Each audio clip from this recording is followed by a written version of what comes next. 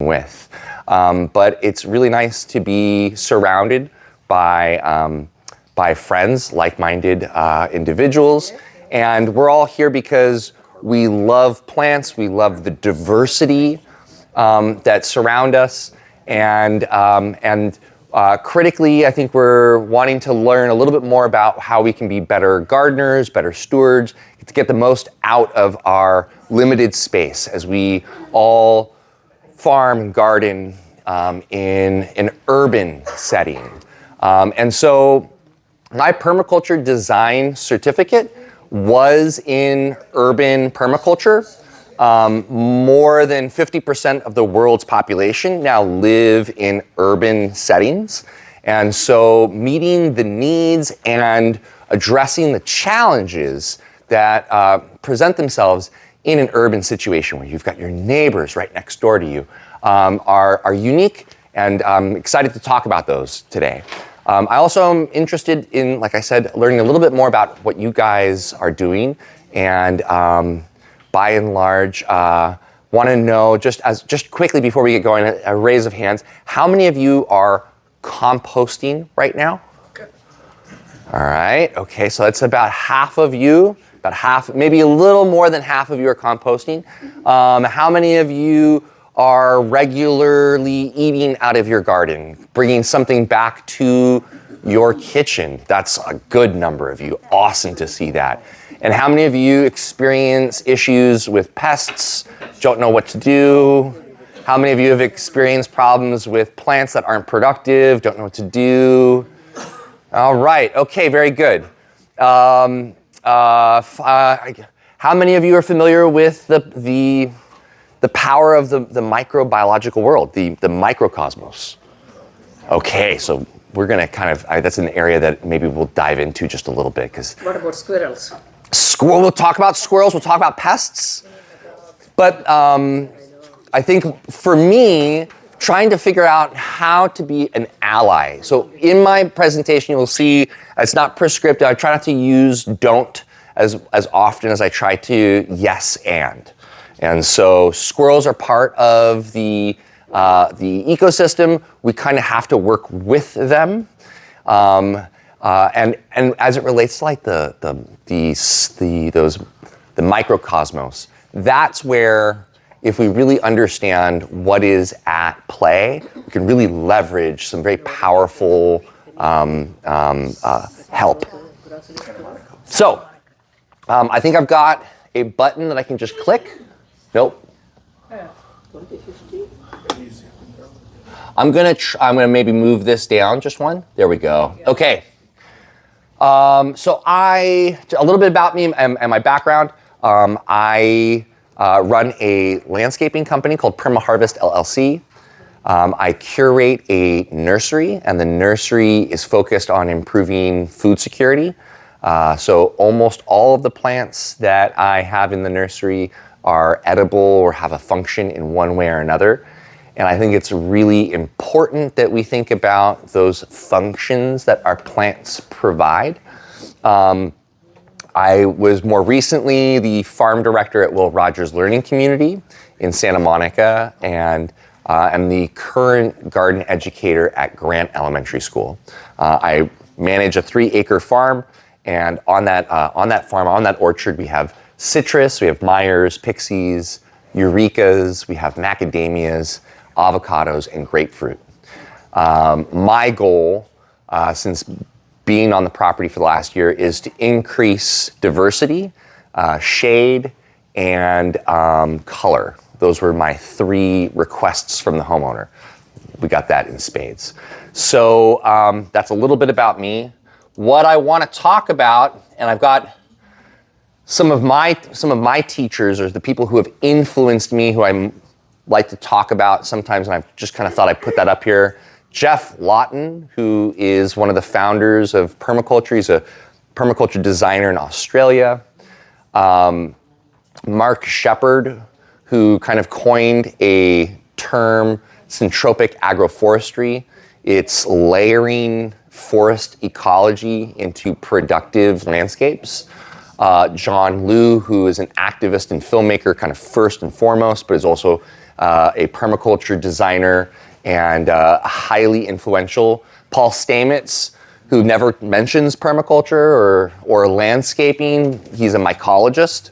But like I've said before, and I'll mention again, partnering with our fungal allies and trying to understand how to leverage the microcosmos is very important if you want to do good work and not feel like you're pushing a cart up a hill. And then my two teachers, David Cody and Kevin Bayek.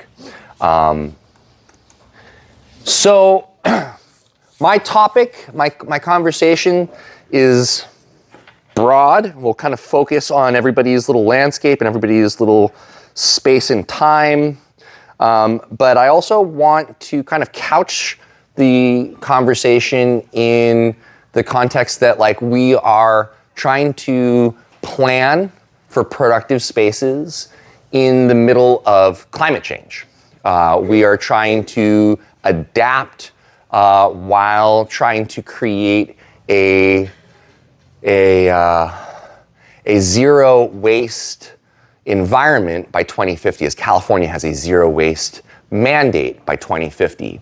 And so how do we do some of these, how do we achieve abundance and really kind of like the layers of success while dealing with the challenges of climate change and the kind of all the other challenges that are likely to take place, increased costs, increased. So when we're thinking about when we want to work in a garden or in a farm or in a landscape, these spaces are never static. We have a soil that we need to steward and care for, because everything that we depend on, all the food that we want to grow in that medium. And when I think about ranchers, they don't necessarily manage their head of cattle, they manage the pasture. It's not the animals that they're directly in charge of, they're in charge of the soil those animals are dependent on. And so how do we, as gardeners, maintain our space so that we have increasing fertility, improved soil structure, and better water retention and healthier plants? And so I've got a couple kind of concepts that I'd like everybody to think about, and we'll dive into them and I'll elaborate on them. As I was writing these out and like looking at the slides, I was like, this sounds kind of wishy-washy, and my teachers have really influenced me more than I would like to imagine. You're not going to see hard numbers up on my slides. You're not going to see nitrogen, potassium, and phosphorus. These are the kind of overarching ideas, and I'll break into them. We have a regenerative approach, which is different from the traditional approach, the traditional landscaping approach, or the traditional farming approach. And so we're going to talk about how regenerative landscaping is different and why I think it's the preferred way to achieve healthy yields in your garden. We're going to talk about observing, interacting. I think that when we are thinking about growing healthy plants in our garden, we really want to consider what it means to improve the carrying capacity of our space. And so where it relates to like pests and issues and non-productive plants, we'll get into that. A tenet in permaculture is to harvest your energy, and we'll talk about what kinds of energy, how they manifest, how they come into your landscape, and what you can do to create spaces to capture some of that energy. Energy can come in the form of natural elemental energy like wind and rain and sun, or biological energy like the birds, the bees, the animals that come through your space. It can also relate to human energy, right? So I know that in the idea that having to spend like an afternoon in your garden, for some people might feel like a lot of work, but we want to try to find ways in which we can create sinks or nets for human energy, because humans have a capacity to create wonderful landscapes, and at the same time that we also have the potential to do a lot of damage. And so learning how to harness and harvest all that potential energy is very important. We'll talk a little bit about diversity. I don't think that's something that I need to belabor at California Rare Fruit Growers, and what it means to close the loop. So I can see that half of you are composting, half of you are likely, that means going to the nursery and buying bags of mulch or buying bags of compost. And we'll talk about why that can be a problem and how we can limit problems and create more opportunity. And then last but not least, we should have fun. And so we'll talk a little bit about all of these aspects in the context of growing healthier plants, more productive plants. Okay, so how does the traditional approach to landscaping or to farming or to gardening differ from a regenerative approach? And why is it better? Why is it different? When I come out into my garden, I don't see, I see problems, I see weeds, but I don't see an issue with what I'm about to do, which is, let's see here, if I'm gonna go out into my garden and I want to be really efficient with my time, I want to create pathways that are going to be mulched. I want to create fertile soil in my garden beds or in and around my fruit trees. And I want to create habitat for the insects, the pollinators, the bugs, the animals that are going to provide a balance to the pests and problems that will come up invariably in a landscape. And so a lot of the time that I enter a struggling landscape, I'll see that plants have been purchased with no rhyme or reason, put into the garden, put into the landscape, and the client will wonder, well, what's going on? And I've got holes on my plants. I've got bugs eating my leaves. This plant over here died. I water over here and nothing ever seems to change. This plant always looks thirsty. And so I think to myself, we want to create a landscape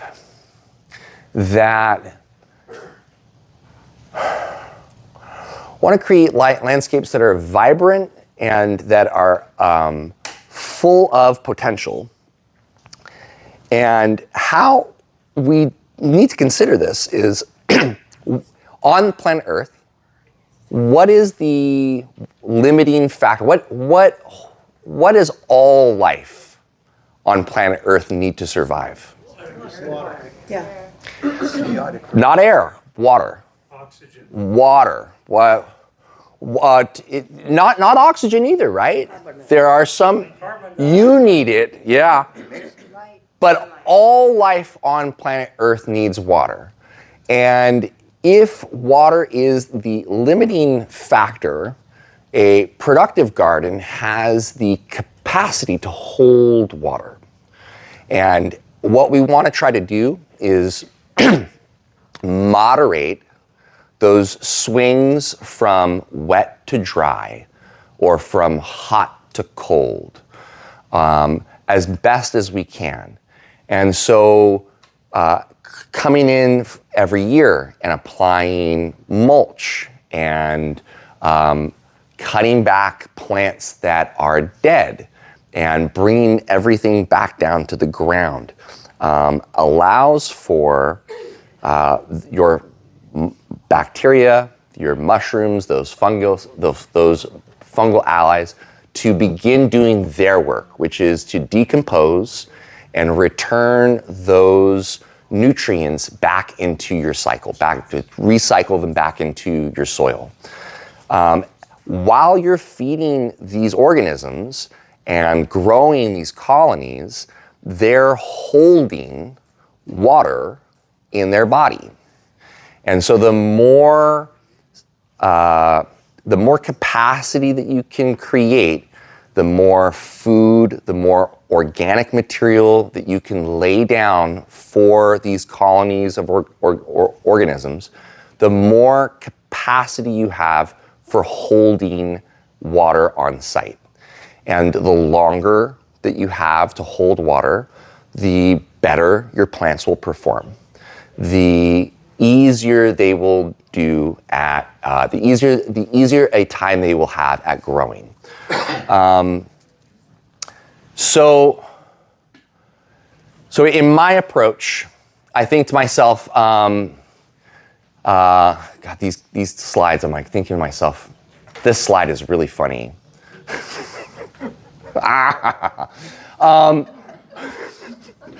I've got a little stuff. We're going to talk a little bit about each one of these. So plant what works. Strawberries. Mulberry. They don't work. How many of you are feeling like when you go out into your landscape, you've got a number of plants that are going gangbusters, they're looking great, and then a number of plants that are not performing well? You bought them a number of years ago, they haven't grown very much, or they've never given you any fruit. If that's the case, my recommendation would be to understand why that is, and it's likely going to be a result of it not being climate appropriate or working well in your soil or not having the right number of chill hours. Remove that plant. Plant what works. Remove your unproductive plants. In your urban landscape, try to plant perennials over your annuals, because these plants will require you to plant them once and you won't have to replant them again. If there are plants that you enjoy or that you like to cook, you'll go to the farmer's market, you'll buy them regularly, and you can't seem to grow them at home, stop trying to grow those plants. They may not be the right plant for your location. Brussels sprouts. I mean, Can't do it. or you get small little Brussels sprouts and they just never look Never become all they can be. right. Strawberries. The challenge is that like we are trying to grow plants in an urban landscape, so we may not be getting the right number of direct sun. We likely don't fertilize the way that growers will fertilize, and we don't have the tools or the equipment. We may not even get the plant in at the right time. And so what I think to myself is, if you can get something at the store and they've got the economy of scale, they're growing it and it's really hard to compete with them, don't compete with them. There's plenty of food. There's so much food around the world. As one of our strengths here in this club is that we have membership from all over the world, and we bring plants from all over the world. And so there's plenty of alternatives to what we find as our mainstays in a dish. And so try to find plants that work as substitutions or that are complementary. And remember about your standards. Like, when you go to the nursery and you're looking to buy a new tree, read the description on the label. Does it confirm or does it confer to you the number of chill hours that we need here in Torrance, which is likely 150 hours? How many hours does Torrance need? You can go up to 500. Up to 500? How many do we normally get? 300 on average? Yeah. And by the beach, you'll get fewer, right? By the ocean, you'll get fewer. When you say chill hours, how cold does it have to be for chill hours? Chill hours is typically defined between 47 degrees Fahrenheit and freezing. Well, it doesn't get that cold in Torrance very often. Santa Monica typically gets about 100, 150 hours of chill. So chilling starts in September, and someone in your locale, someone in your region will start a timer. The moment the temperature reaches 47 degrees and goes and stays in between 47 and freezing. The moment that it drops below freezing or it goes above 47, that timer stops. And at the end of the winter season, the number of cumulative hours of time in between freezing and 47 degrees is your chill hours. So a state like Washington State will get 1,500 hours of chill time because they're cold for the winter. And it's really, yeah, here by the beach, not so much. Yeah. I might add that they're changing all the time too, because when I first moved here about 15 years ago, my lawn used to frost and it doesn't anymore. That's true. And I've heard from plenty of growers that people in Southern California are having hard times planting apples because apples are flowering out of season. Apricots don't do so well anymore. But some of our more tropical or subtropical plants are finding new homes and their range is moved. And so again, in the context of climate change and trying to find adaptable landscapes that really produce well, keep in mind that what is chill time now, or what has been chill hours for the last century, is likely not going to be chill hours for the next decade. Things have changed. That's why Champagne is no longer the Champagne of France. It's changed the chill hours.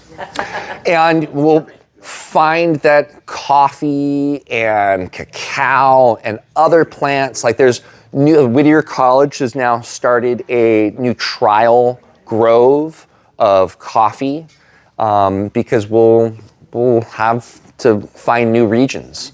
Yeah. Okay. Thanks for jumping in, because I have a question. Yeah. I have a crazy palm tree that has gotten flowers now, which is, I figure it's not typically this time of year that. No. So what would you do with that plant? Pitch it?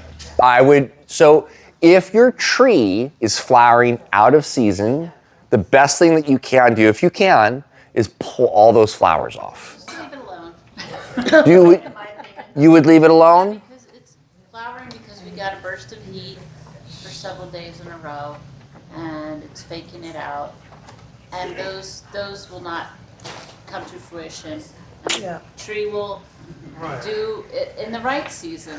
What would you say to like apples that are holding on? Like if that apple flowers, in my experience, I'm seeing apples developing out of season, like 6 months later. And you want to pull them off. I'd pull them off and try to reset. Now, here's the other thing too, because apples and some of the other palm fruit, deciduous. So strip the whole thing, right? Like I don't do it. I know about that, but I don't want all that work. I'm sorry, I won't do it. So you manually strip them? These trees. I'll have my students do it if I can. I also don't want the work.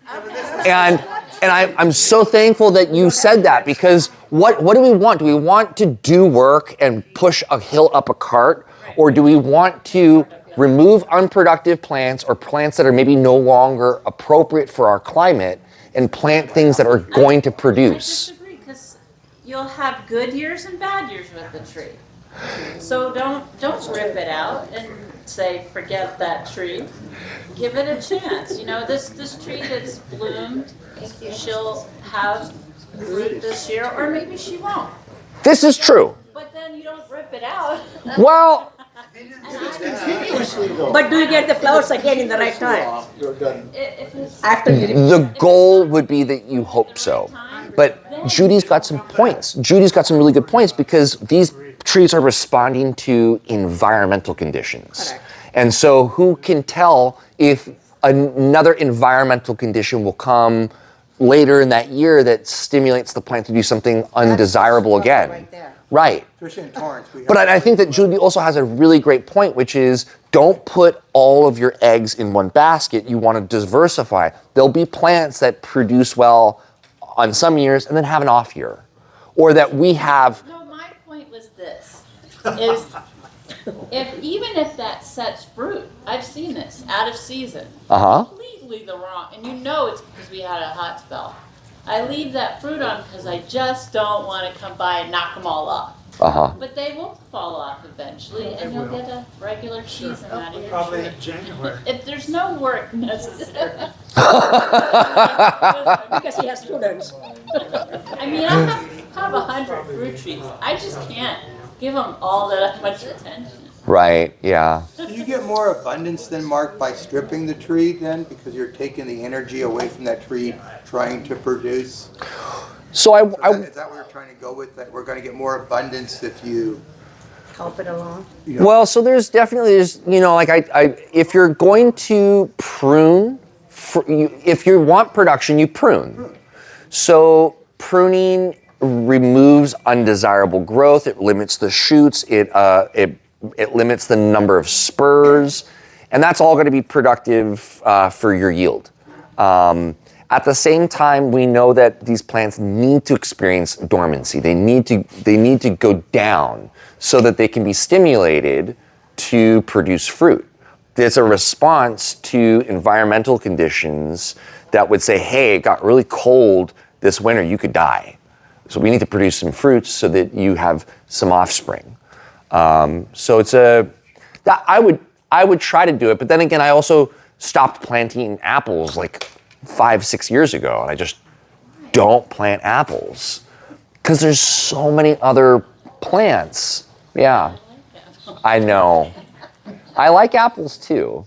So when you We're gonna go strip buy the them. fruit, and then you do what we were going to say, what happens now? You just strip it, the blossom? Strip the blossoms, and if you got like a lot of leaves on the tree and you're headed into fall, winter, strip those leaves. If those leaves aren't going to come off, strip them.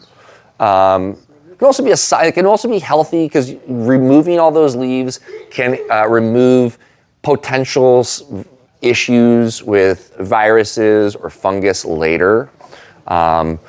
Typically, those leaves will have some problems, and if you keep those on the tree and then you get bud out or leaf out, that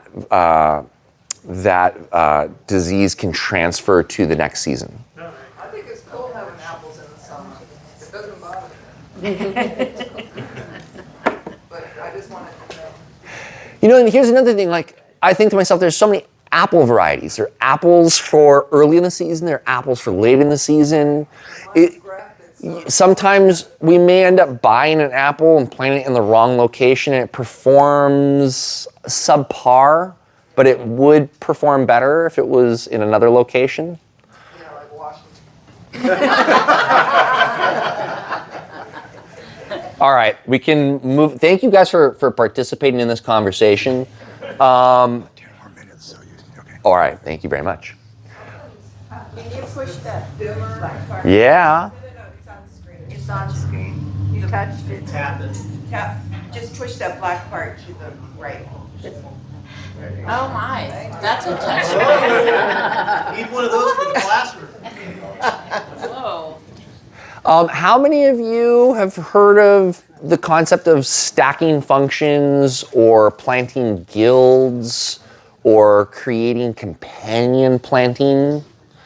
So nature abhors a vacuum, and you know, when you have ground, nature wants to plant it. In a forest, we look at the different levels in the canopy. We have your top layer, your canopy takes full sun, your subcanopy. You have your shrub and bush layer. You have your vine layer, your root layer, your ground cover, and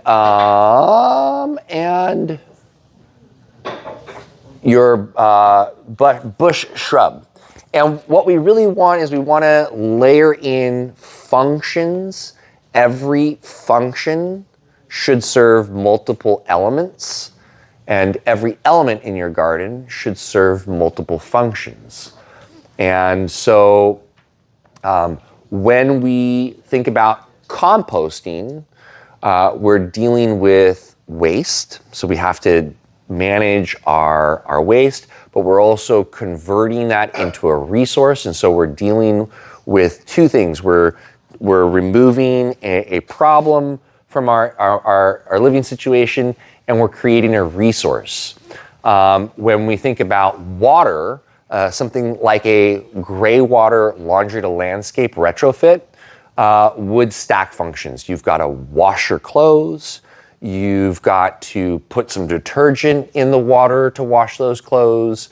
And we would like to be able to break those detergents back down and take advantage of that water when you're finished washing your clothes. A very simple retrofit to get that water out into your landscape, as important as it is for people living in Southern California. That's a stacking function. A neighborhood block party. I mean, one of the things that I was really kind of hoping that I might have figured a way to weave in is in the context of creating vibrant landscapes without working too hard, without breaking your back or your bank, figuring out how to get the kids on your block to help you, figuring out how to get somebody who lives in an apartment who's on a wait list for a 7-year community plot, how they can come out and help you. These are ways in which we share resources and can share in the harvest and can share in the work. And by virtue, they improve our ability to grow more vibrant and bigger yields. So we want to stack functions. We want to build redundancy, each building redundancy. Overlapping functions to critical elements. So this is each function should serve multiple elements, and every element should serve multiple functions. Diversify your plantings, create more elements that serve similar functions, and make sure that they are adaptable to change. And if they're not, that you have something that can back up. I don't have a slide, but we have not even talked about mulching. Are many of you mulching at the moment? How many of you are? And so put your hands down. How many of you are not mulching right now? Big mulch, we got to get your mulch out. Call Chip Drop. Set up a free drop with a local arborist. I've done it 3 times, I think, and it's extremely labor intensive. And I'm out there with these college students that are coming home for summer during Christmas break. Speak up. And then I hire them for $20 an hour, and we shovel the shit out of that stuff for a week. It takes a week because they'll dump 10 to 16 cubic yards at a time. And no less. You can't get less. It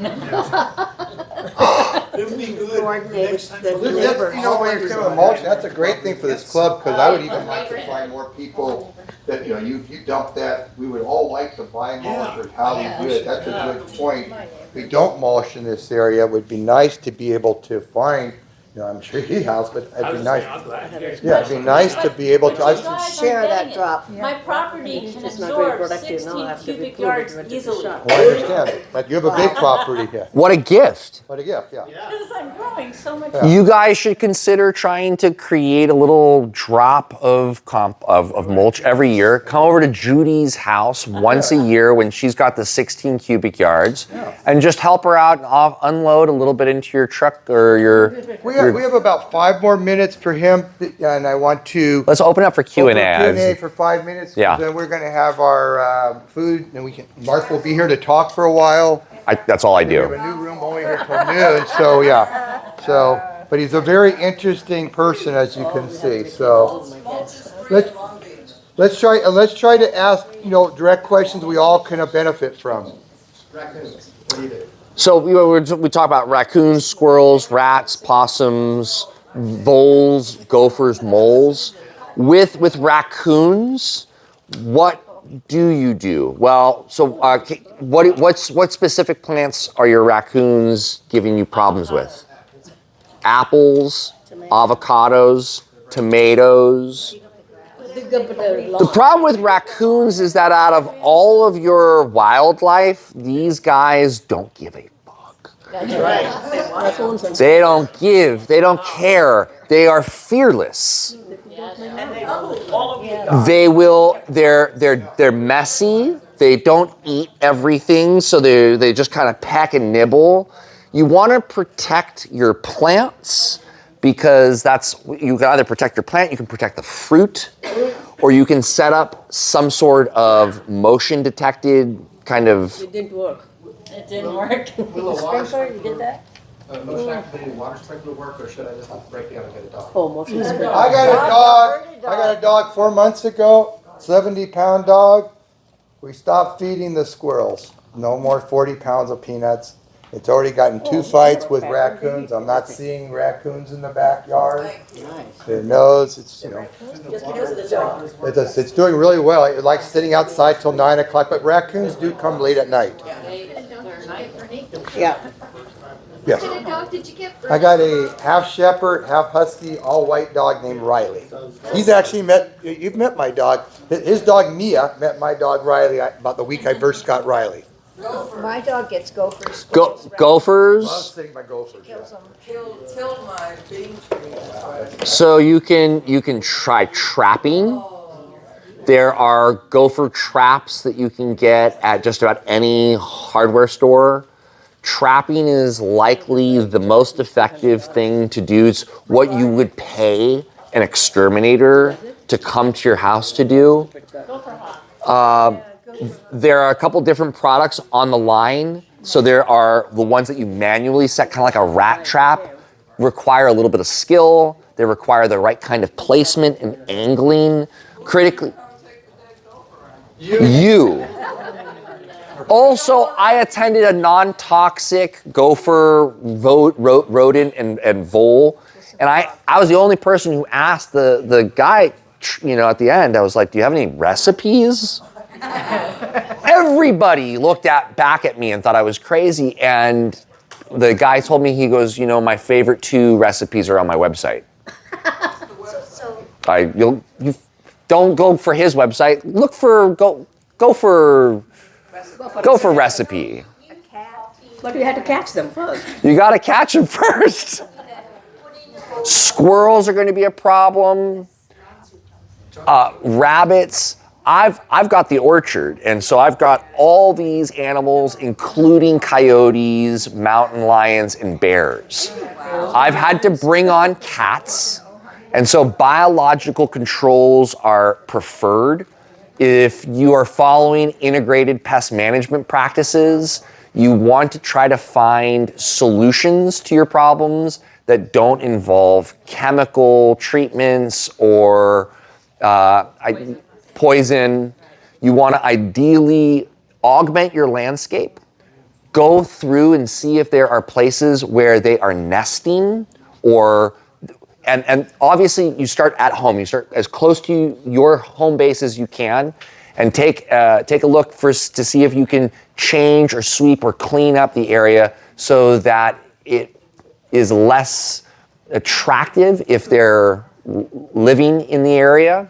So they have to come from a distance now, right? You want to push them outside of your zone and then find either motion activator, you can find some spray, or you can bring on animals, or stop planting what it is that you cannot protect and plant something that they don't like. They come in the There's- grass. They're just, it's like, and I live on a slope and they're deep. Even when to put The- the gopher hawk or anything, Uh-huh. you gotta go deep because they come from the side. Right. And it's, I have to say one thing when he's saying here, abundance. I mean, yeah, if you have a couple apples on your tree, those animals are gonna get them. The more you grow, what I find in my backyard, till I even got the dog, that's the one you read. I just grow a lot of stuff. And then, yeah, I feed the apricots. A lot of the squirrels get the apricots, but I'm hoping for that 60-pound harvest that I'm gonna have. It's a really good point. Farmers know that a part of their yield will always be lost to wildlife. And so they plan for an additional amount because they know that part of that will be lost. Do that. Plant in abundance. I'm gonna have to close this now because we got our food back. Let's first of all, can we hear a round of applause for Mark? I survived! Thank you for inviting me. Appreciate it. And he does work too. You can talk to him afterwards. I know Judd wanted to talk to you a little bit. Cool. He has about 5 acres spread.